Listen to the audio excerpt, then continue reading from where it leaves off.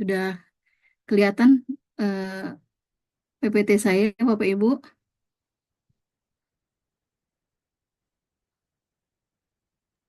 Kelihatan, Bu. Siap, Bu. Ya, ya, terima kasih. Saya izin mulai, Prof.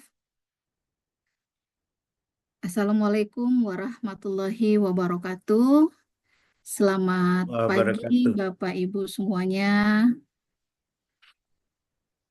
Ya, hari ini kita mulai lagi ya perkuliahan kita. Setelah 1 minggu yang lalu, kita eh, berkuliah dengan mengangkat materi konkursus, ya kalau tidak salah minggu lalu. Nah, hari ini Ibu akan menyampaikan sekaligus kita akan berdiskusi mengenai apa itu penyertaan atau delnaming. Namun sebelum kita mulai, untuk berkahnya perkuliahan kita pada hari ini, marilah kita berdoa sesuai dengan kepercayaan Bapak Ibu sekalian. Berdoa dimulai. Ya, selesai. Sebelum mulai, saya mau absen dulu nih. Saya mau tahu kabar Bapak Ibu sekalian. Ya, ada Pak Sidik. Hadir Pak Sidik, gimana? Bu, alhamdulillah sehat. Oke. Ibu Yola, Pak Sudianto, Ibu Siti, Siap. Hadir. ya, Pak Asrun, Hadir. oke. Ibu Rizky, Hadir, Bu. iya, sudah hadir semua ya. Sehat semua hari ini? Sehat, Ibu. Sehat, Bu. Sehat, Alhamdulillah. alhamdulillah ya. Hari ini sehat semua, kita bisa menambah ilmu pengetahuan kita pada hari ini. Baik, Bapak Ibu sekalian, seperti yang pernah saya sampaikan di dalam RPS pada saat pertemuan pertama, maka di pertemuan ke-8 ini materi kita adalah penyertaan atau delnaming, di mana tujuan dari pembelajaran ini Bapak Ibu mampu menjelaskan apa itu delnaming dan bagaimana bila dikaitkan dengan kasus-kasus yang terjadi di Indonesia saat ini. Gitu ya Bapak Ibu. Ya, kita lanjut. Nah, ini dia. Apa itu penyertaan? Coba kira-kira dengan melihat satu kata ini, penyertaan, apa yang tergambar di pikiran Bapak Ibu sekalian tentang penyertaan ini? Sebelum kita masuk apa itu penyertaan. Kalau kita lihat di sini penyertaan ini berasal dari kata serta ya. Serta berarti ikut serta di dalamnya. Nah, begitu. Mudah sekali ya. Penyertaan. Berarti ada ikut serta, keikutsertaan di dalam eh, sesuatu. Nah, apa itu sesuatunya itu? Yaitu sesuatunya itu sesuai dengan bidang ilmu kita bahwa ikut serta di dalam tindak pidana. Ya, orang yang ikut serta melakukan perbuatan tindak pidana. Nah, itu secara ringkasnya. Itu. Apa dasar hukum dari penyertaan ini atau bisa kita katakan delneming ini? Ini bisa Bapak Ibu lihat di pasal 55 dan 56 KUHP. Jadi jelas di dalam pasal 55, pasal 56 ini mengatur mengenai penyertaan ya di dalam KUHP versi Belanda kita ya. Kita belum masuk ke KUHP nasional. Nah, di dalam pasal 55, di dalam pasal 56. Kalau di dalam pasal 55 itu kita mengatur penyertaan yang eh, mereka yang melakukan, yang menyuruh melakukan. Nah, itu pasal 55-nya ya. Nanti kita lihat, kita coba lihat lagi di sini. Nah, kita lihat dulu istilah penyertaan. Turut sercampur dalam peristiwa pidana. Ada turut berbuat delik ya, turut melakukan tindak pidana. Turut serta. Kalau kita bicara turut serta, turut berbuat delik, turut campur, artinya tidak satu orang dalam melakukan tindak pidana. ada beberapa orang yang terlibat di dalamnya, ya. Ada beberapa orang dan perannya pun berbeda-beda, ya. Ada yang pelaku utama, ada yang menganjurkan, ada yang membantu. Nah, kita lihat bagaimana pembagiannya. Ini dia. Ya. Pembagian penyertaan ya ada di pasal 55. Deder, pembuat. Ya ada pelaku, ada yang menyuruh, ada yang turut, ada yang menganjurkan. Jadi di dalam perbuatan tindak pidana itu, kalau di dalam satu tindak pidana itu beberapa orang pelakunya, mereka menduduki peran-peran yang berbeda-beda. Ada yang pelaku atau player disebut. Siapa yang pelaku ini? Nah, ini orang yang melakukan perbuatan, misalnya pembunuhan, ya orang yang membunuh, orang yang menusukkan pisaunya, atau orang yang meracun, atau orang yang menembak korbannya. Ini pelaku. Action, dia yang beraksi. Kita sebut dengan player, ya. Kemudian yang kedua ada orang yang menyuruh melakukan. Nah, orang yang menyuruh melakukan atau down player ini bisa jadi dia hanya menyuruh saja, atau dia selain menyuruh dan dia ikut dalam pembunuhan tadi. Ini peran-perannya. Nanti kita lihat seperti apa kasus contoh di lapangan, ya. Ada banyak ini kasus-kasus contoh di lapangan yang ikut serta, ya. Kemudian yang turut serta atau made player. Nah, ini siapa yang orang turut serta ini? Nah, ini orang yang membantu. Bisa jadi membantu di permulaan atau setelah terjadinya tindak pidana. Bagaimana kalau dia duluan membantu? Misalnya dia eh, mengantarkan ke tempat orang yang dituju, atau dia menyiapkan alat untuk membunuh, atau dia menyediakan tempat untuk membunuh. Nah, ini yang turut serta atau kita sebut dengan made player. Lalu siapa yang dikatakan penganjur? Nah, ini penganjur dengan yang menyuruh apakah sama? Ya, berbeda, ya. Kalau yang menganjur, dia menganjurkan, oh ini kita bawa aja ke sini nih. Setelah kita bunuh, kita lempar dia ke jurang. Dia menganjurkan dia.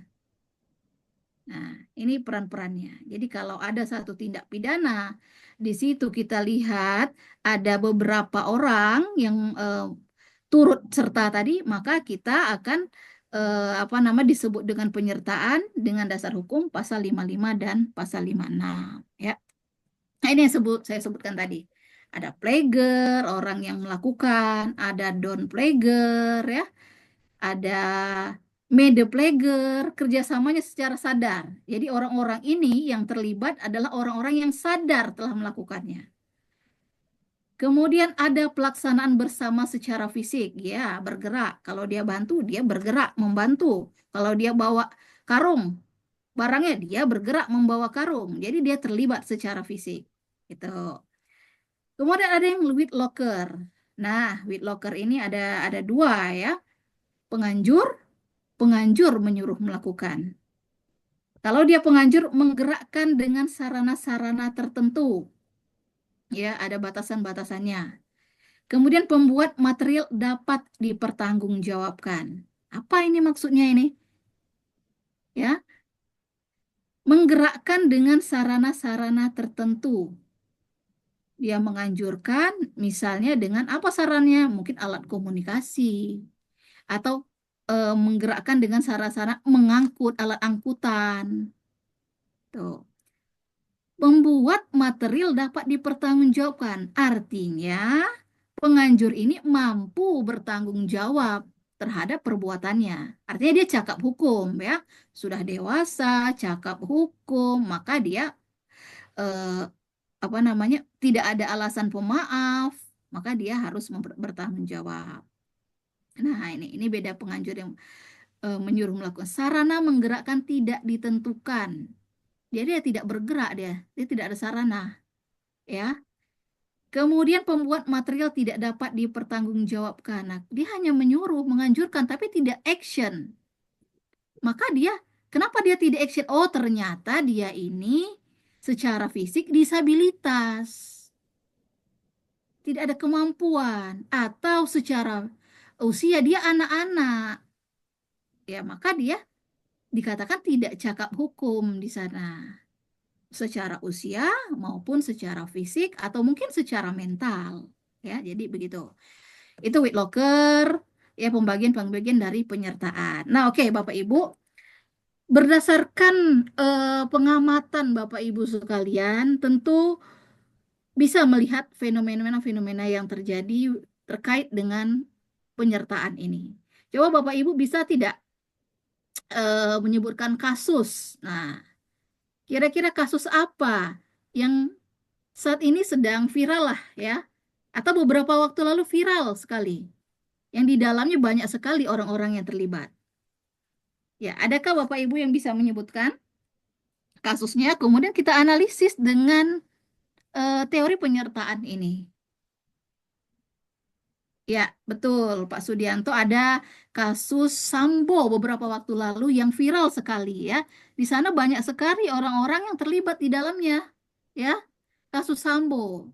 Ya, kita analisis siapa yang menjadi pelaku. Ternyata setelah kita lihat dari kasus Sambo, di situ ada Sambo, di situ ada Baradae, di situ ada Ibu Putri ya, dan beberapa orang lainnya. Nah, dari kasus ini kita lihat siapa yang kita sebut pelaku. Oh, yang pelaku yang menembakkan ke Joshua. Siapa dia? Baradae. Maka Baradae kita sebut dengan pelaku. Lalu siapa lagi di sana? Ada Sambo di belakangnya. Siapa Sambo ini? Posisinya seperti apa? Sambo posisinya bisa jadi di orang yang menyuruh melakukan dan penganjur. Dia yang merencanakan, Sambo merencanakan. Ya, dia dalang utamanya. Kemudian dia bisa kita katakan sebagai penganjur. Karena kalau kita analisis kasusnya, ya, si Sambo ini menyuruh Baradae pada saat tembak, tembak, tembak. Nah, maka disitulah perannya dua. Ya, siapa yang ikut serta di sana? Banyak yang ikut serta, yang membantu. Ada Ibu Putri, ya. Saya lupa beberapa nama orang. Ada yang menghilangkan CCTV. Ada yang mengamankan di luar. Itu orang-orang yang turut serta, membantu, bekerja sama, sadar dia. Ya, itu kalau kita lihat fenomena dari kasus-kasus yang viral saat ini. Mungkin nanti saya mau ya, Bapak Ibu mahasiswa sekalian, tolong membuat kasus dianalisis dengan penyertaan ini. Kasus-kasus lain yang ada di Kota Bengkulu boleh, di daerah lain boleh, ya, kita analisis siapa, apa posisinya. Nah, seperti itu. Kemudian, bagaimana dengan orang-orang yang terlibat di dalam eh, satu kasus tidak pidana ini? Bagaimana pertanggungjawaban pidananya? Ya, di dalam KUHP di pasal 57 di situ disebutkan ya, dalam hal pembantuan maksimum pidana pokok terhadap kejahatan dikurangi sepertiga. Siapa yang dikurangi sepertiga? Pak Sidik? Iya, orang yang turut serta tadi dikurangi sepertiga dari pidana pokoknya. Misalnya pidana pokoknya 10 tahun atau 15 tahun lah. Dikurangi sepertiga. Ini untuk orang yang ikut serta tadi ya. Dikurangi sepertiga. Jadi dari 15 tahun, sepertiga dari 15 tahun itu ada 5 tahun, artinya 10 tahun yang ikut serta ini. Ya, lalu bagaimana dengan pelaku utama? Nah, maka dia akan dikenakan dengan pidana pokoknya, ya. Pidana pokoknya. Apa pidana pokoknya? Pembunuhan 15 tahun. Nah, itu. Jadi orang-orang yang ikut serta itu hanya dikurangi sepertiga, tapi sebagai pelaku utama itu tetap dengan pidana pokoknya. Ya, Bapak Ibu sekalian, sampai di sini ada yang perlu kita diskusikan atau perlu kita tanyakan, boleh apa saja terkait dengan penyertaan atau mungkin terkait dengan konkursus yang minggu lalu kita bahas tapi belum cukup dipahami oleh Bapak Ibu sekalian. Boleh hari ini kita diskusi bersama. Oke? Ada yang mau didiskusikan? Minggu depan ya, saya mau Bapak Ibu membawa kasus yang sudah ada. Nanti kita diskusi di sana ya. Minggu depan kita diskusi khusus diskusi mengenai penyertaan ini. Ya, kita diskusi kasus, kemudian Bapak Ibu presentasi minggu depan. Setelah presentasi dibuatkan laporannya atau berbentuk makalah ya. Nah, ini tugas. Setelah dibuat tugas dikumpulkan di e-learning. Nah, gitu ya. Oke, Bapak Ibu, karena waktu kita sudah cukup ya. Kalau tidak ada pertanyaan, maka saya dari pembahasan kita pada pagi hari ini. Bahwasannya penyertaan itu adalah orang yang ikut serta dalam melakukan tindak pidana. Siapa saja?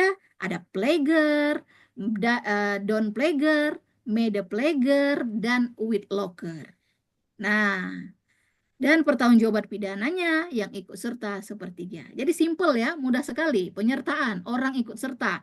Orang-orangnya siapa saja yang saya sebutkan 4 tadi. Kemudian bagaimana pertanggungjawaban pidananya? Dikurangi sepertiga untuk yang ikut serta. Oke ya? Bisa dipahami Bapak Ibu? Oke. Kalau sudah oke semua, jangan lupa minggu depan kita diskusi bersama dan presentasi. Saya akhiri pertemuan kita pada pagi hari ini. Terima kasih atas perhatian Bapak Ibu sekalian ya. Saya ucapkan wassalamualaikum warahmatullahi wabarakatuh. Terima kasih Prof. Waalaikumsalam Johannes. warahmatullahi wabarakatuh. Terima kasih Bu Dwi yang sudah membawa topik yang sangat menarik dan kasusnya banyak sekali ya Bu. Iya, Penyertaan. Yang sulit itu mencari orang yang menyuruhnya itu. iya, Menteri banyak tersandung, yang nyuruhnya siapa ya gitu. itu orang berkuasa itu Pak. Kalau Iya ya itu susah ya. Cari benang merahnya, akar iya, masalahnya susah. Baik, saya pikir sudah bagus ya. Ada yang ngasih masukan Bapak Ibu?